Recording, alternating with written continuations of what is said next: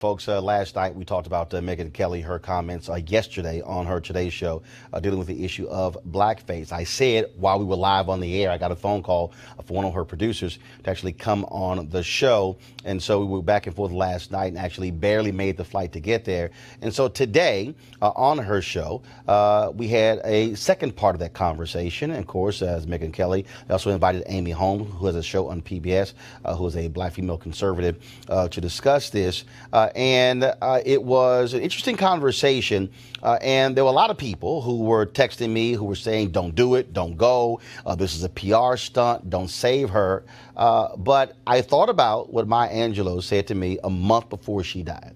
And we had a conversation at the National when they had a birthday party for her at the African Museum, the Smithsonian African Museum. And what's interesting is we were talking, she said something about being a teacher, and I said, well, my brother and my sisters are teachers. She says, no, you're a teacher. She says, you use the medium to teach and educate people. And so that's why I went. And so we're going to show you the whole segment. Then we'll discuss it with our panel as well. So this is the conversation we had this morning on the 9 a.m. hour of Megyn Kelly today on NBC. Good morning, everyone, and welcome to the show. I'm Megyn Kelly, and I want to begin with two words. I'm sorry. You may have heard that yesterday we had a discussion here about political correctness and Halloween costumes. And that conversation turned to whether it is ever okay for a person of one race to dress up as another. A black person making their face lighter or a white person making theirs darker to make a costume complete. I defended the idea, saying as long as it was respectful and part of a Halloween costume, it seemed okay. Well, I was wrong, and I am sorry. One of the great parts of sitting in this chair each day is getting to discuss different points of view. Sometimes I talk and sometimes I listen. And yesterday I learned. I learned that given the history of blackface being used in awful ways by racists in this country, it is not okay for that to be part of any costume, Halloween or otherwise. I have never been a PC kind of person. But I do understand the value in being sensitive to our history, particularly on race and ethnicity. This past year has been so painful for many people of color. The country feels so divided, and I have no wish to add to that pain and offense. I believe this is a time for more understanding, more love, more sensitivity, and honor. And I want to be part of that. Thank you for listening and for helping me listen too. Roland, I did listen yesterday, and what was very clear in what I read and what I heard is that the history here, when it comes to that term and this issue, is deeply disturbing. I think the problem is for African Americans, we know the history, and too many white Americans don't know or won't accept it. When the reality is, it is American history, yours and mine. When you look at blackface, white entertainers wore blackface to mimic African Americans, to caricature African Americans. When you look at the minstrel shows, black entertainers were forced to wear blackface because whites did not even want to see the humanity of black people, so therefore they had blackface. Last night, I looked at Spike Lee's 2000 movie Bamboozled, which dealt with this. And they actually, the Jada Pinkett Smith character actually talked about exactly how they created it. And what they did was they poured alcohol on 2 corks, burned it to a crisp, mashed it to a powder, added water, and mixed it to a thick paste, and then applied it to the faces of black people. Then they would take red lipstick and put it on the lips, but then on the outside of the lips to create this image. But this thing went beyond just that. You look at the Jim Crow Museum that's at Ferry State University, where this is American history, where black people have been assaulted in magazines, television, radio, all of these images that have continued for centuries and then, of course, decades, going up to the 1960s and to some degree in the 70s, and we still see it present day. And so this is American history. The problem is too many of us grew up learning his story and not actual history. And that's the problem that we have to accept. And when we are grown, when we are educated, we have to go beyond what we were taught, what we learn in our households, and say, I better be fully aware of real American history as opposed to being in denial by what actually took place in this country. Mm-hmm. And the other piece of it is that seeing a white person darken her skin, even for a costume, today evokes that past. Absolutely it does. It does, because you're speaking to, again, the history. Look, if you want to dress up like James Earl Jones and come into America, somebody sent me a photo, you can put the costume on. You don't have to darken your face. We have to deal with also the reality of colorism in this country, that the American beauty standard since we were created, because this is about whiteness, okay? If we really want to be honest, America was created to be a white nation. The beauty standard was a blonde, blue-eyed white woman. And so black women have had to deal with the critique of their hair, their lips, and their hips, and all of that. And so when you have to deal with that, you're understanding how deep this thing is. This is the 50th anniversary of King's assassination, the 50th anniversary of the Fair Housing Act, but also the 50th anniversary of the Kerner Commission report, which said there were 2 white Americas, 1 white, 1 black. Most black folks who even came into journalism came in after the Kerner Commission, which was all based upon race riots. And so media, the reason this story just boomeranged all around is because media has been the main driver of these racist caricatures throughout American history, and that's why it's such a huge story.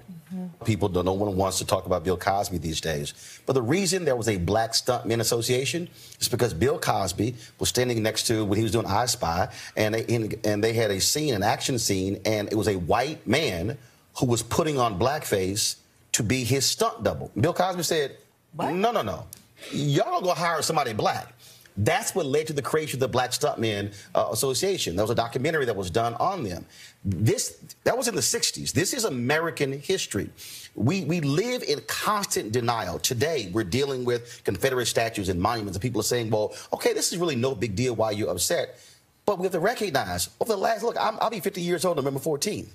How many universities have we seen where they've had thug parties and ghetto parties where white fraternities and sororities dressing up in afros and blackface and wearing grills and putting on big chains to mimic African Americans? Well, you want to mimic a rapper, mimic the white rappers out there, dress up like Eminem. But no, that's not exactly what is done. That is a caricature. And when you have that constant assault, what people don't understand is that black people in America, next year will mark the 400th anniversary of the first 20-odd Africans arriving in this country in August of 1619 in Virginia. For 399 years, this constant assault, this degradation, and this demeaning of how we look and how we act. We are just 50 years removed from Dr. King's assassination. In 25 years, Megyn, we will be a majority nation people of color. And white America has to come to grips with that, because now that's going to mean power. That's going to mean economics. It's going to mean that, look, that the notion of what is considered American values will have to be now looked at differently, because people of color will be also making that determination, not just white Americans. How do we talk about race and our country's history with race and have a real conversation? Here's the thing that we don't want to accept. This is what I call an informal gathering. No one person could control who sits in this audience, but we control who we eat lunch with. We control who we go to dinner with. We control who we invite to our houses. And if we really want to be honest, Americans live in silos. White folks stay with white folks. Black folks stay with black folks. Latinos stay with Latinos. Asians with Asians. Native Americans with Native Americans. And it's rare when, in voluntary situations, we actually cause ourselves, I need to learn more about you. I need to understand you and where you come from. But also asking the question, I don't know. I worked with a guy, Tim Madigan, who grew up in Iowa, didn't see black people until he went to college. All these racial things happen. He never understood why black folks responded the way he did until he wrote the book on the Tulsa race riot. And then he began to interview, and he hears these stories of elderly black people kneeling in their homes and guns put to the back of their head, and they were killed based upon a lie, and how this whole town was destroyed. Tim said, Roland, for the first time, I then understood why black people felt the way they did. And he said, as a white man, I had to force myself to own up to my lack of understanding, my lack of history. And I would say the same thing, Megyn, whether it's you, whether somebody sitting in this audience, being honest that, wait a minute, how did I grow up? And have to go inside of yourself and say, what was I taught? What did my parents teach me? What did my friends teach me? And do I allow people to say things around me that have racial implications and I say nothing? Because I don't really want to upset the apple cart. Let me look at who's in my office. Who's on my staff? Who are executives? I've been in media since I was 14 years old. One of the fundamental problems we have, that white men still run media across the board. I mean, do you understand? And this is just, understand how this thing impacts us. When I sat with Ken Jouts, the executive vice president at CNN, I did a pilot. He literally, I used the word brother. I was interviewing the guy who later became the first black president. And I talked about health care, and I said, man, that really hurt a brother having to file for bankruptcy because of health insurance. He said to me, hey, be careful using the word brother because we don't want to alienate white viewers and being too ethnic. And I'm going, but that's my story, and I was talking to a black man. But Glenn Beck could use the word brother, and it's perfectly fine. And the fact that he would say that to me in that context is, wait a minute, hold up. Why can't I just be me? Why is it that, okay, you're too black, Roland? Well, how am I too black? Because I am black. And so we have to understand how deep this goes, because now it impacts raises, it impacts promotions, it impacts who we work with. And so we, I think, are in total denial of how deeply embedded race is in the DNA of America and how it impacts so many things that are done in this country. And if we have a discussion and just be honest, and somebody says, look, I don't know, share with me, educate me. That also, I think, what changes it. And on a personal level, for all of us to challenge stereotypes that we may have about different racial and ethnic groups and say, wait a minute, is that fair, the way that I'm relating to other people or making assumptions? That's a part, I think, of the journey. But the last point is, I can play Diana Ross. I'm sorry, Megyn, you can't. No. Megyn, you can. No, Megyn, don't. You can play Diana Ross just like you can play any other character. But you just put on a gown, grab a fan, and then have big hair, you're fine. But that's the mistake that we make when we say, oh, I want to cross that line. Yeah. There are lines, and there's history, and there's pain. And when we acknowledge that, then we can learn and grow from it. But as long as we as Americans live in denial and act as if that stuff does not matter, then we will continue to have this problem in the next 400 years. Listen, well said. All I can say is, for my part, I have been listening and learning, and I'm grateful to both of you to have this conversation here on the set today, and to those who reached out to me via Twitter. I've heard you too. Thank you. Thank you very much, and we'll be right back. Now, of course, that was the edited version. We have the full version of the conversation on our YouTube channel. So go to youtube.com/Roland S. Martin Art. Let's turn to our panel. All right, folks, back to our Roland Martin Unfiltered video in just one moment. Now, a word from one of our Roland Martin Unfiltered partners. You've heard me say it before, and I will say it again. Write down this website, marijuanastock.org. That's marijuanastock.org. I'm going to tell you why it matters. Legal marijuana has grown to become a $9 billion industry in roughly 6 years. Forbes magazine predicts the market will continue to grow to nearly $50 billion in the next 10 years. So whether you like it or not, legal marijuana is a growing industry, and it is only going to get bigger. Now, if you're an investor, you get it. You look for business models that are easy to understand in industries that are trending up. Our friends at Transatlantic Real Estate made their business very simple. They buy land that supports legal marijuana operations and lease it to high-paying tenants. So you are investing in the landlord of a licensed marijuana farm. Stop working so hard for your money. Let your money start working for you by investing in the legal cannabis industry. You can invest as little as $300 up to $10,000. But you can't wait. This crowdfunding opportunity is only available for a few more days. They say that you either make things happen, watch things happen, or sit around wondering what happened. Don't be the person watching and wondering. Don't let another investment boom get away from you. It's time to make something happen for you, your finances, and your family. And don't forget my pro tip. To be included, you must complete and confirm your application. And be sure to complete the process. Go to marijuanastock.org. That's marijuanastock.org. Get in the game, folks. Do it now before time runs out. Now back to your Roland Martin Unfiltered video. Your thoughts?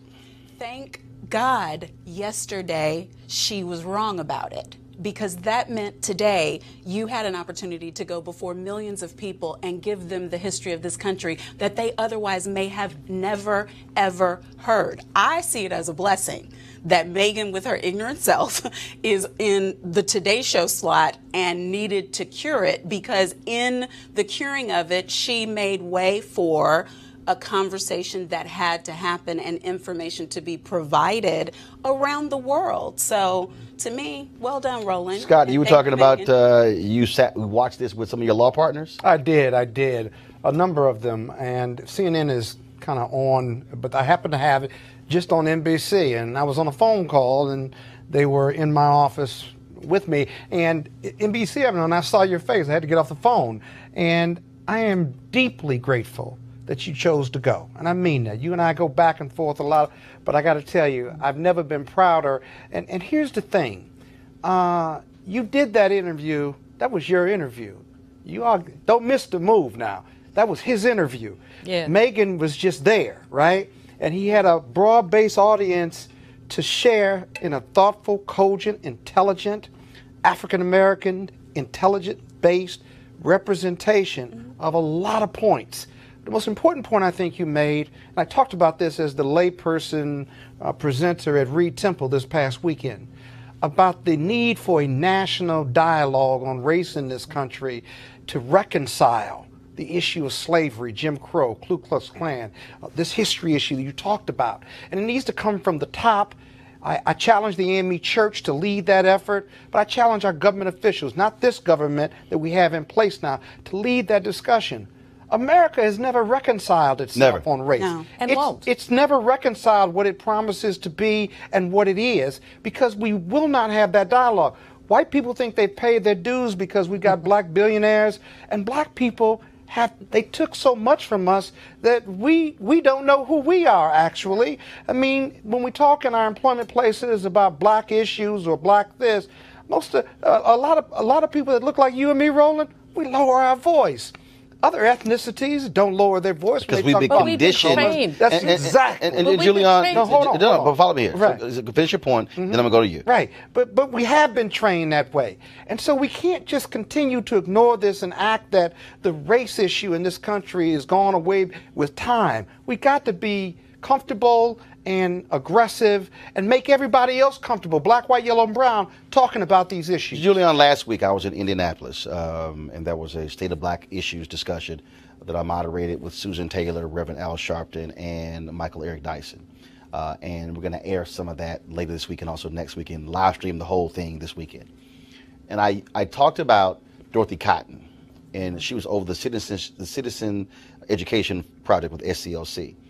Everybody focuses on, well, they trained them to go out. Well, no. In her book, she said, no, they brought people in. They wanted to see where they were mentally, how they view things, and they reprogrammed them to send them go out.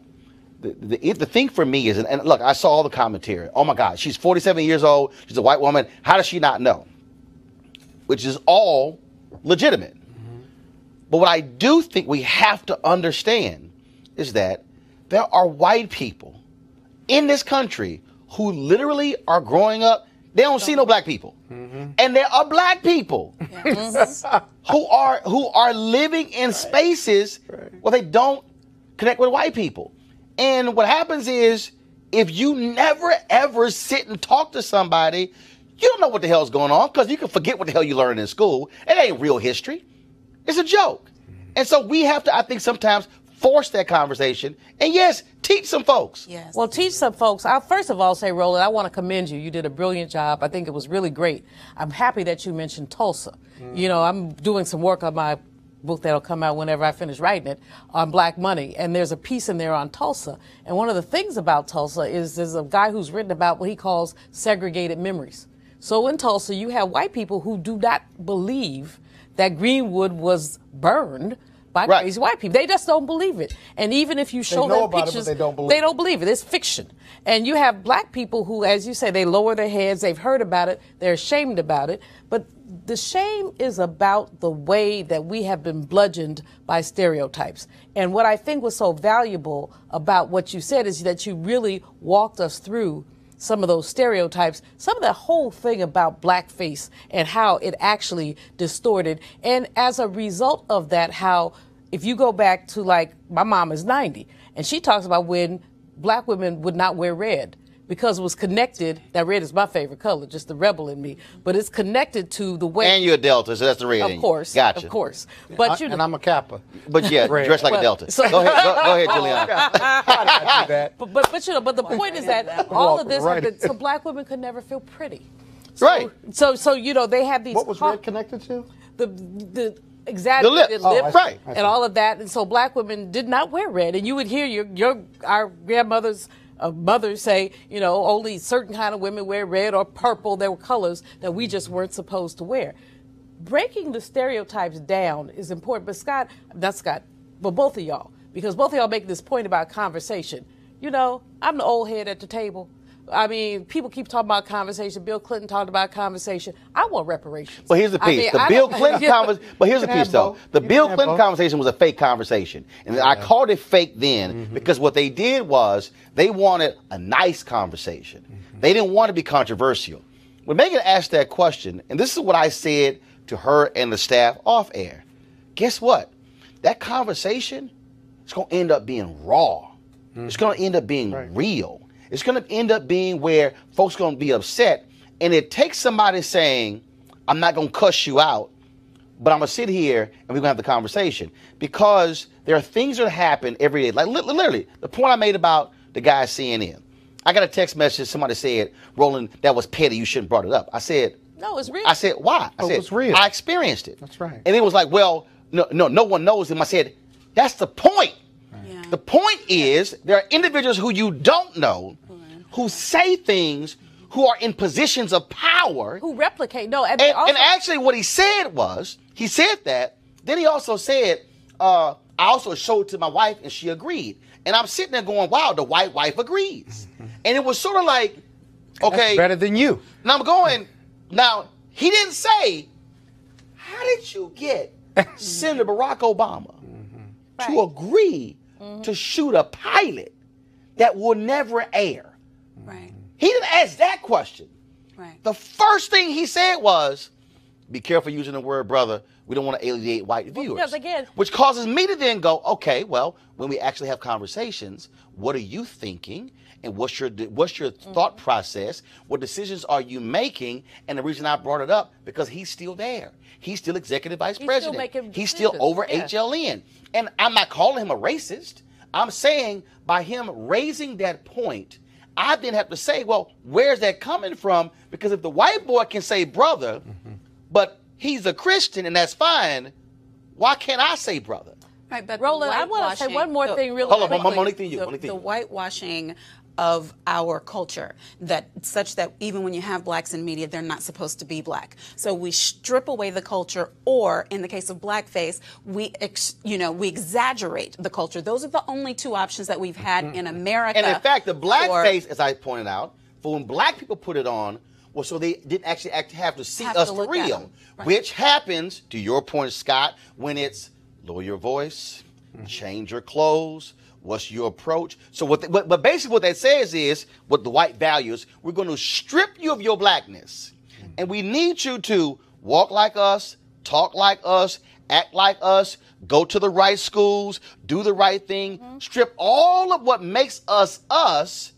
That's essentially the same as blackface. And it's taught by our elders, unfortunately, because they knew the only way we could advance was by taking on those attributes and characteristics and stripping ourselves. Because Julian, I remember when Earl Graves, when he put in Black Enterprise magazine, you gonna cut your dreadlocks. Yes. And there was a big controversy. That was Brother Harvey at Hampton. Told the young people in business school they could not have dreads, they could not have twists.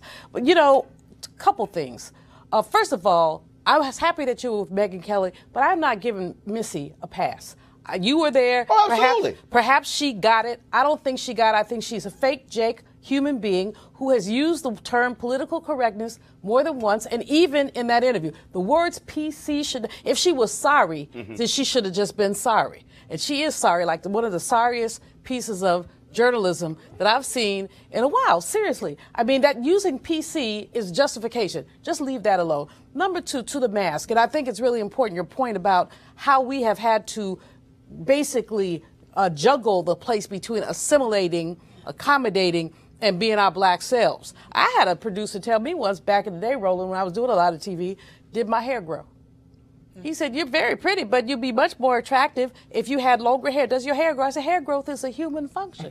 Everybody hair grow, and I cut mine like every 4 weeks. So, I mean, but to say that is like to dehumanize. Right, but also, again, it's standards. And see, the reason I keep going back to the images part, because that museum I talked about, the Jim Crow Museum, yes, it was Dr. Skip Gates who had that in his documentary, African Americans, I think Many Rivers to Cross, I think that was the name of it. And in that particular doc, so that was the first I heard of it. And what was amazing about the African Americans, Many Rivers to Cross. It's on, if you actually, where is it? So it's in Big Rapids, Michigan. Okay. So it's at Ferris State University. All of you folks who are watching, if you just Google Skip Gates and Jim Crow Museum, the clip will come up.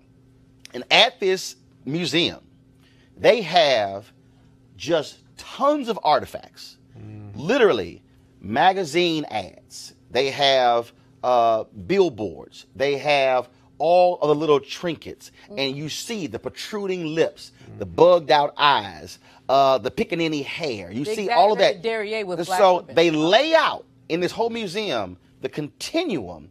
And the director in his interview says to Gates that there's no other group in the history of America that has had the sustained assault on their looks, on their hair, on their psyche than black people. Yeah. No other group.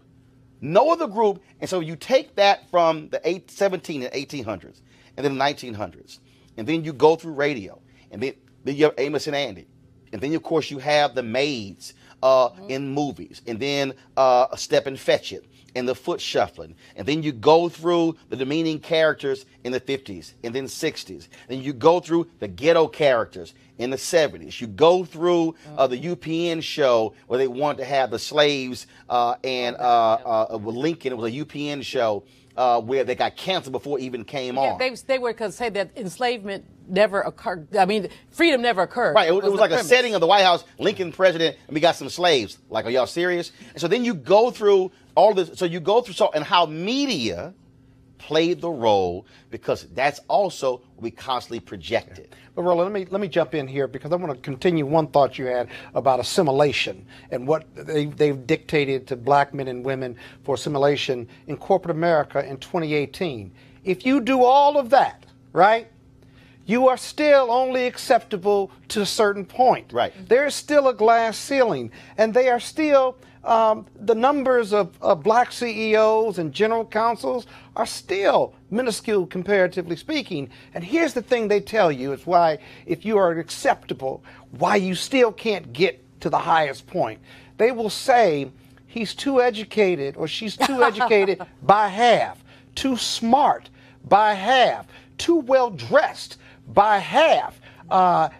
He went to the best schools. He's got a ton of business. He has large clients. He has assimilated in corporate America at the very best levels that you have dictated to your white counterparts. And yet you are still only acceptable to a certain point.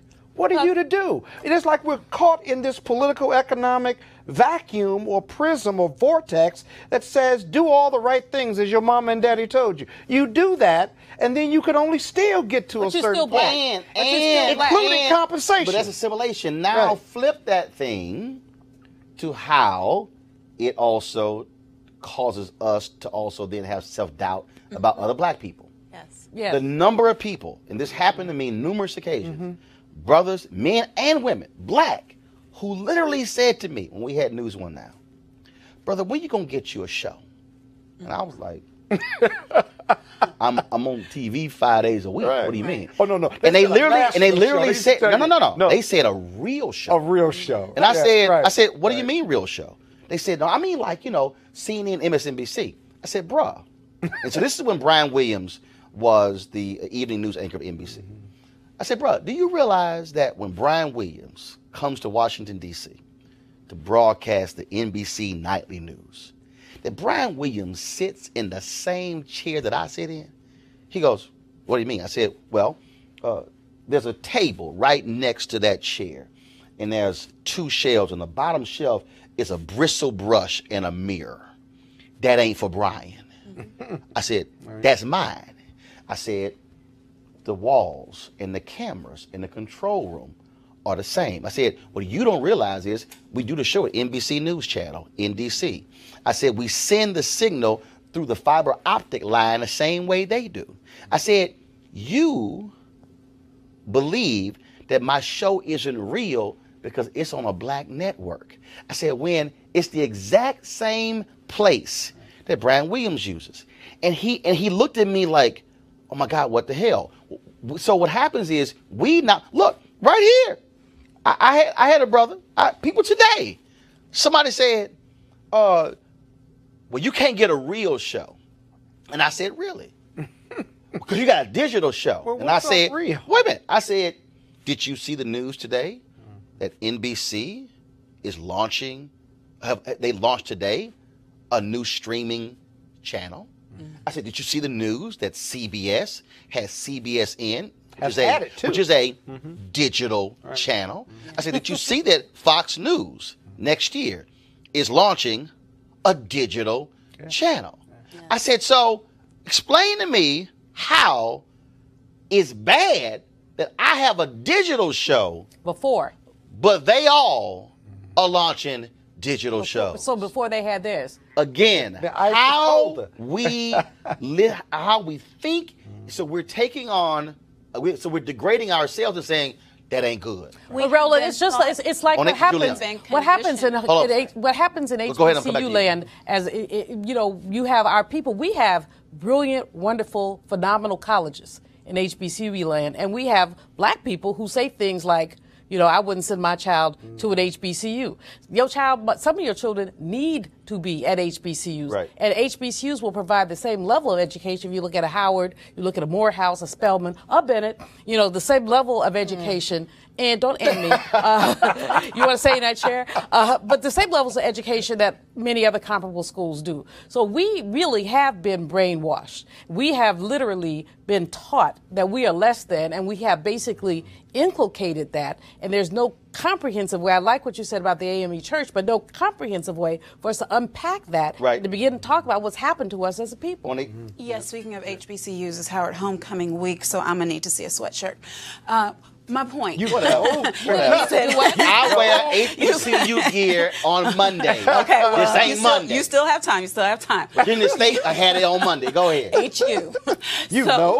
So my point is, you made to me the most critical point about the fact that in a very short time, the minority will be the majority. And all of these things are going to have to be figured out. I was at a conference over the weekend, and one of the things Bishop Jake said is the reason why we don't have relationship is because we don't visit somebody different than us. So if we take the time to visit Asian Americans, Caucasians, everybody, if we don't silo, if we do not get out of our silos, then we will be the same as the white people have been to us. Here's why I made that. But Julian, here's why I made that point. So I graduated from Texas A&M. a black woman with a black journalist conference. She comes up to me. She says, Roland, I said, I got to talk to you. I said, okay. She said, I go to Texas A&M. She said, and I hear you talk about the university and how much, you enjoyed your 4 years there. I'm like, yeah. She said, but, my problem is just that, how we be received by the white students. I said, okay. I said, what do you mean? She said, so for instance, we've gone to Sabisa, which is our major cafeteria. She said, the white students won't sit with us to eat. I said, okay. I said, you ever sit with them? She goes, what do you mean? I said, what I mean is, do you ever take your tray and literally walk over? I said, do you ever take your tray and walk over and then sit down and say, how y'all doing? Anybody sitting here? She goes, why would I do that? I said, so help me out. You're asking white students to do what you won't do. I said, has it ever dawned on you that there's some white kids who go to A&M who have come from towns they ain't never seen black people? I said, and there's some black students who have come from communities in Houston and Dallas who ain't never seen there were white people. I said, what is the harm of you sitting down and just talking to somebody?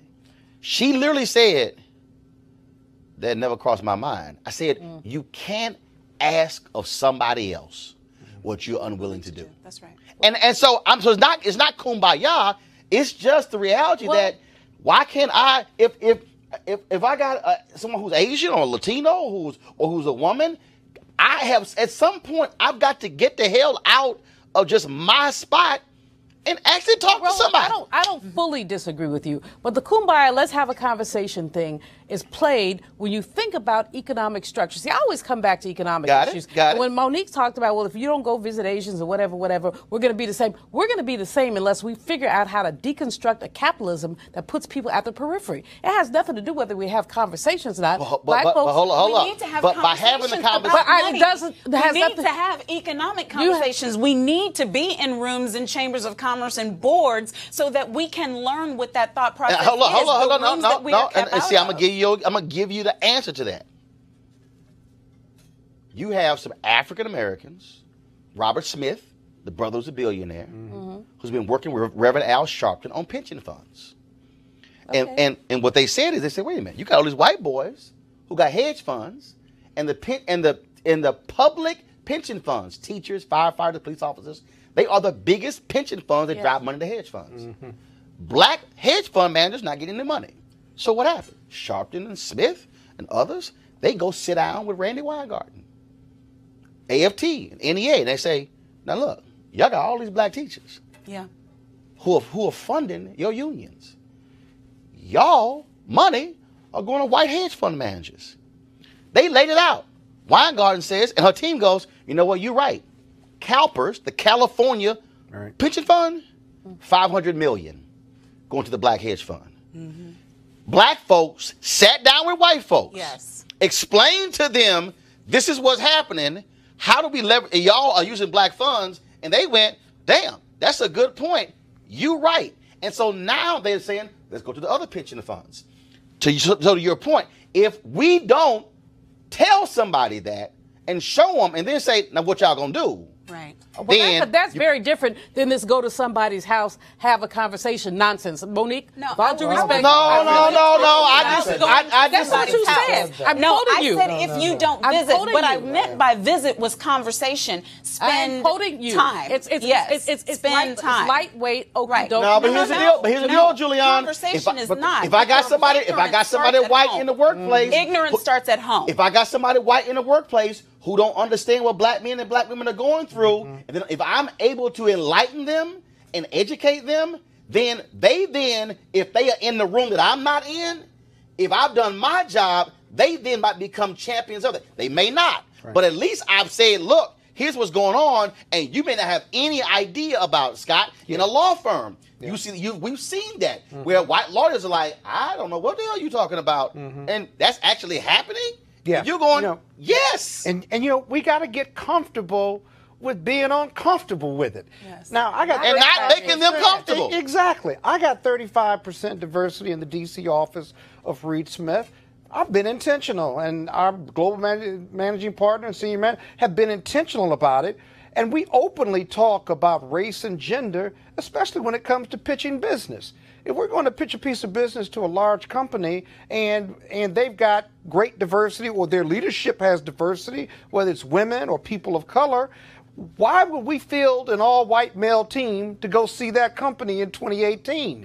So my partners have got to be comfortable about talking about, you know, Scott, who do we have that does SEC work who's an African-American woman? We can't be uncomfortable about that, because diverse ideas and diverse teams are better, stronger teams. And we have to be comfortable with that. And if I can make every one of my partners who doesn't look like me, male or female, comfortable about that, whatever office they're in, that's my job as managing partner. And Julian, what I keep saying is I'm tired of parking lot militants.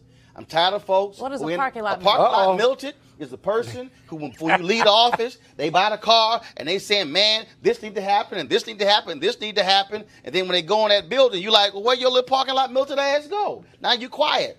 My deal is, look, I always said it. They're going to fire you anyway. Mm-hmm. Okay, so at least I'm going to say something while I'm there. And I'm saying, if we're willing to challenge, to educate, take some folks out, enlighten some white boys on pay disparity, enlighten some folks and like, say, bro, you don't recognize it? All the folks on your team, white men? I'm just saying that a conversations, dinner, or lunch, it also builds relationships. Exactly. It could lead to change. Final comment before I go to my next story about voting in Georgia. My final comment is, let's look at economic structure. All this talking. Can't you talk about economics during those conversations? You can talk about economics, so but Scott, the bottom line economic structural issue is less race than it is class and capitalism. And this is a conversation that nobody wants to have, is how you dismantle capitalism so that you basically distribute resources more fairly. But I'm gonna give you But I'm gonna give you this example. Hold up, I'm gonna give you this example. Last one of what happens when you do educate somebody who's white, who's in power, who then can also do that. John Landgraf, the CEO of FX Network, he is sitting here going, look at numbers. 80+% of the showrunners of FX shows were white men. Oh, wow. John Landgraf sends an email, one email, to the entire network, and he says, I'm a white man, and I like white men. We talk, are they friends of mine? But this ain't America. He said 50+% of America's women. He said the numbers who are Latino, who are African American, and this is changing. He says we have to change who is running the shows in our network. 6 months later, half of all shows on FX had people of color who were showrunners, or people of color or women. His deal was, I'm a leader. He said we have to change it. That's economics right there, because also who are showrunners, who are creators, and so Donald Glover's show, ATL, the other shows they have, that also changes the game economically.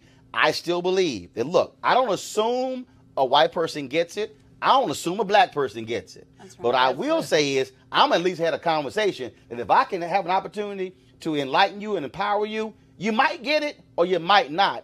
But at least I'm going to make the effort, and that can speak to economics. I don't believe in wasted conversations. I'm with you on the money part. But again, somebody's got to force it. And if it's going to be us, fine. But I'm not going to wait on somebody else to actually do it. A great conversation here, folks. You want to check out Roland Martin Unfiltered? YouTube.com/Roland S. Martin. And subscribe to our YouTube channel. There's only one daily digital show out here that keeps it black and keep it real. It's Roland Martin Unfiltered. See that name right there? Roland Martin Unfiltered. Like, share, and subscribe to our YouTube channel. That's YouTube.com/Roland S. Martin. And don't forget to turn on your notifications so when we go live, you'll know it. You want to support Roland Martin Unfiltered? Be sure to join our Bring the Funk fan club. Every dollar that you give to us supports our daily digital show. There's only one daily digital show out here that keeps it black and keep it real. It's Roland Martin Unfiltered. Support the Roland Martin Unfiltered daily digital show by going to RolandMartinUnfiltered.com. Our goal is to get 20,000 of our fans contributing $50 each for the whole year. You can make this possible. RolandMartinUnfiltered.com.